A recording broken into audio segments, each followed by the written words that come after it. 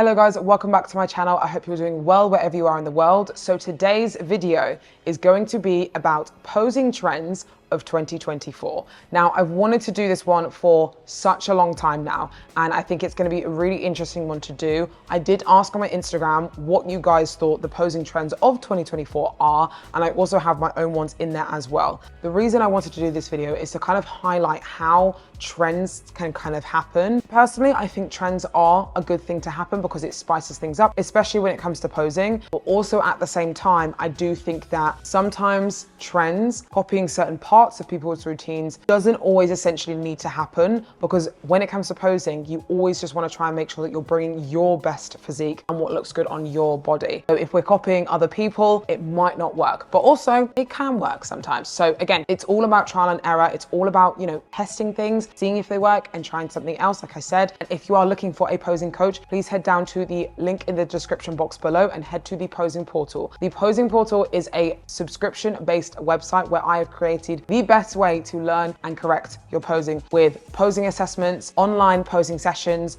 a full video library, and more. And we have, again, very, very exciting news coming up in the new year. So I've been teasing you probably for the last 2-3 years now with this, and there's something very, very exciting coming with the posing portal, and it is finally official. It will be next year at the beginning of 2025. So stay tuned for that. I'm very excited for it. So let's get into the video. So the first one that you guys have mentioned as a good trend of 2024, and I think this trend kind of started maybe 2022, 2023. I think more and more people are starting to kind of do it, add it into their routines, pro and amateur, is hands on hips. So both hands on hips in their routine, mainly in the routine. I don't think many people do it in comparisons, but in your routine. Now you'll see people like Laura Lee, Amy, I think Issa's done this before. I don't know where this trend kind of originated for. I actually added in this trend for my posing routine this year in the Arnold, and I really like it. I think it shows off the frame really, really nicely, and especially if you have a small waist, I do think it really accentuates that more. Now, this pose doesn't fit everyone. I do think that you have to have a certain type of physique to show off this pose in the best way possible, especially for bikini, because both hands on hips, we show off a nice amount of taper. It needs to be enough to make sure that your upper body then doesn't look too dominant, because I've seen a lot of girls recently that will pull off this pose and really flex the upper body, really flex the lats as well, which creates kind of a very sharp V-taper, which is not what we want in bikini. So you just have to make sure that you're careful with this pose. But I think this is a great pose. I love this pose. I think you can do this in a pro and an amateur routine. With an amateur routine, you'll just have to be careful with what other things you then add into your routine, because again, you only have 10 to 15 seconds to do your whole thing. Pros, you obviously get a lot longer, so you're able to kind of play around with it and add in stuff like this.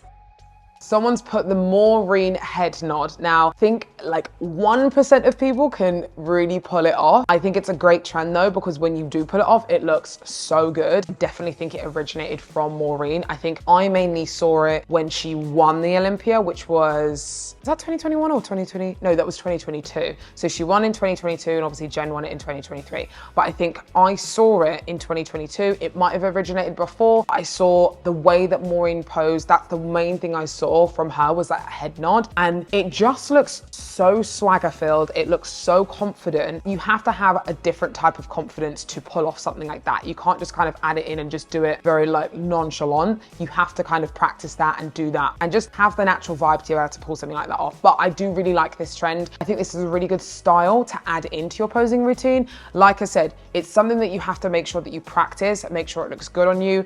It also has to suit your style of posing. So if you're quite a sexy kind of swagger-filled poser, then give this a go. I think if you're a bit more cutesy and all that type of thing, it might not suit you, but again, give it a go. You never know.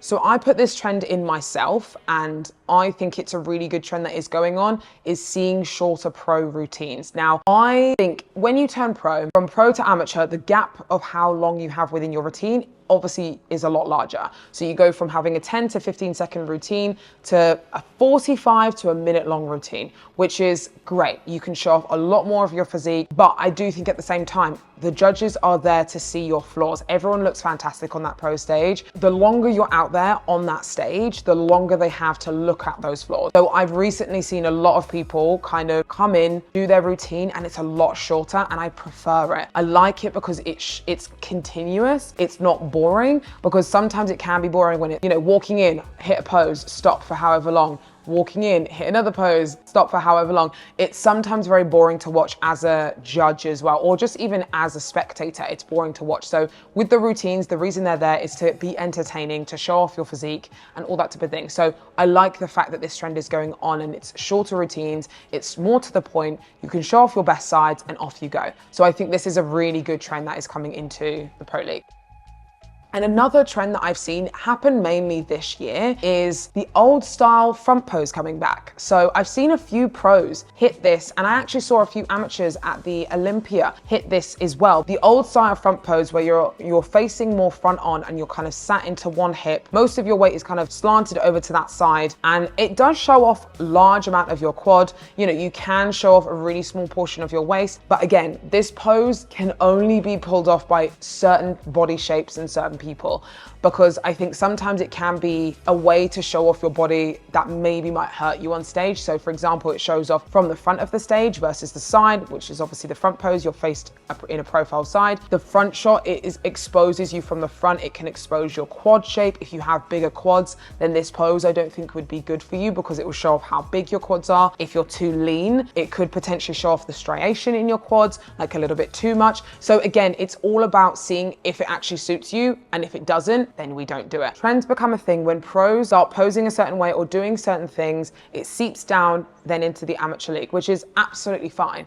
But like I said, always remember the golden rule. If it looks good on you and it shows off your best features, then that's absolutely fine. And if it doesn't, don't bother doing it. Now, these are some trends that I personally don't like, and a lot of you also didn't like either. So the first one is very, very big hand movement. Now, I've seen this mainly in wellness, a little bit in bikini, but not massively, but I've seen people moving the hands a lot further away from the body more this year than I have any other year. And I don't know where this trend has kind of come from. I do think this trend has kind of originated from wellness, and maybe bikini girls like this style. So I like how it looks on Francielle, Issa, some other top level wellness pros, but the main thing you have to always realize is it looks good on their frame, and the way that you do it, they don't go a little bit too far with it. I think sometimes when the movements are big, I think people then push it that little bit too far and go like, okay, cool, this is big, I'm gonna go bigger, which isn't always the best, because we don't want like flappy arms on stage. We don't want to, have anything that's distracting from stage either. That's the whole point of posing, is to show off our shape, our strengths, and not be distracting from our actual bodies. So I'm not the biggest fan. I like big hand movement, but someone put, and I even said this, a lot of big hand movement. So like I've seen it way more this year. Yeah, that's one trend I think we need to get rid of. So someone did put hair flicks in an amateur routine. Now, it's a trend. Yes, I have seen it happening more and more as the years go on. I don't think it's a bad trend. I think you need to make sure that you manage it better when you're on stage. So when you're doing a hair flick, I've seen girls in the amateur league do hair flicks in the routine and in comparisons as well. Firstly, hair flicks, get rid of them if you're doing it in a comparison, because you don't have time to be able to flick your hair, flick it off, face the back, because you're just gonna waste your time, and by the time you get to the back pose, you'll be the last one, and then you won't be able to show off the pose the judges actually want to see. Now, in your routine, it depends, again, how long you have. So for example, with amateurs, you wanna do front pose, back pose, turn around to the front. Now, if you do want to add in a hair flick and you want to show off a little bit more advanced movements, that's absolutely fine to do that, but make sure you then, speed certain things up a little bit so it hits that criteria of 10 to 15 seconds. Because what I see is girls then take a little bit longer to get to the back, hold the back pose for longer, and then they get called off when they're turning around, and then they freak out and they walk off. So that's one thing you need to just make sure you manage. Hair flicks in amateur routines, I don't think is a bad thing, but just make sure your time management is better.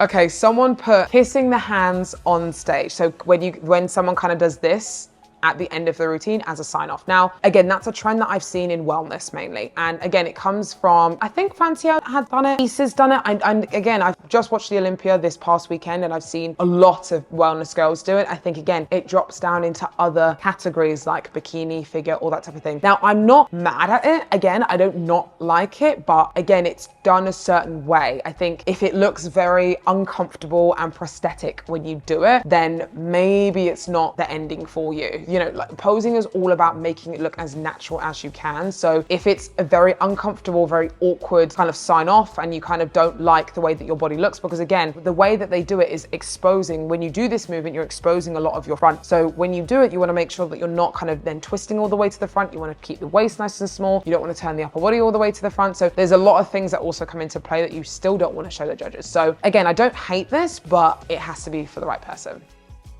Someone put copying Laura Lee's hand movements and other pros' hand movements. Now, what people are talking about, or what this person is talking about with that Laura Lee hand movement, is her new kind of pose that she does at the beginning of her routine that she did, I think might have been 2023. I think it was last year. That maybe was her, that was when she kind of brought it in. Laura Lee looks absolutely fantastic doing that arm movement. It's a very advanced movement. So if you're an amateur, there's no point trying to do it because you don't have the time to do it. And the judges are not going to be able to see your physique for long enough and it's not going to be productive. If you are a pro that wants to do something similar, then you need to practice and make sure that it flows to the T, because otherwise there's no point doing something that's half-assed and then going and it looks mediocre. If you're doing big hand movements, it has to look spectacular versus it looking subpar. So again, not mad at this trend because Laura Lee is, you know, the GOAT, but I do think that if you are going to copy other pros, make sure it is spot on before you get it to stage.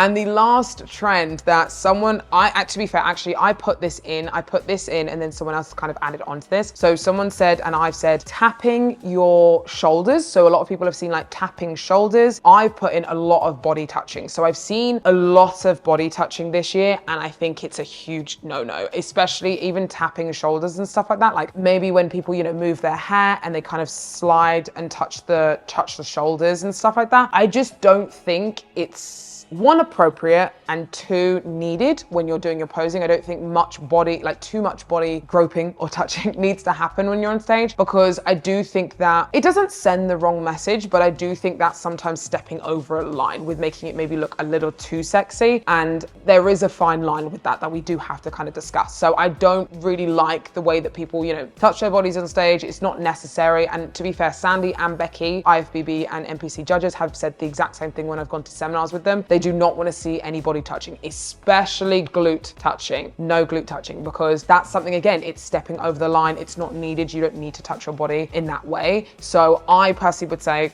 let's get rid of that trend. Not a fan at all. But yes, these are all the trends for 2024 that I've seen so far. Comment down below what trends that you've seen that are good and ones that you want to get rid of, because I think it's really interesting to kind of see, again, what you guys think about the posing game, about what you see, and I would love to know. So thank you so much for watching. It's coming to the end of the season now, which is really sad to see, but I'm also really excited for 2025 season and all that is there on stage. So I'm very excited for that. So I love you guys so much. Again, if you want any posing or anything like that from me, please head down into the link in the description box below and sign up to the posing portal. One of the best ways to learn and correct your posing. And that is everything. Thank you guys so much for watching and I will see you soon.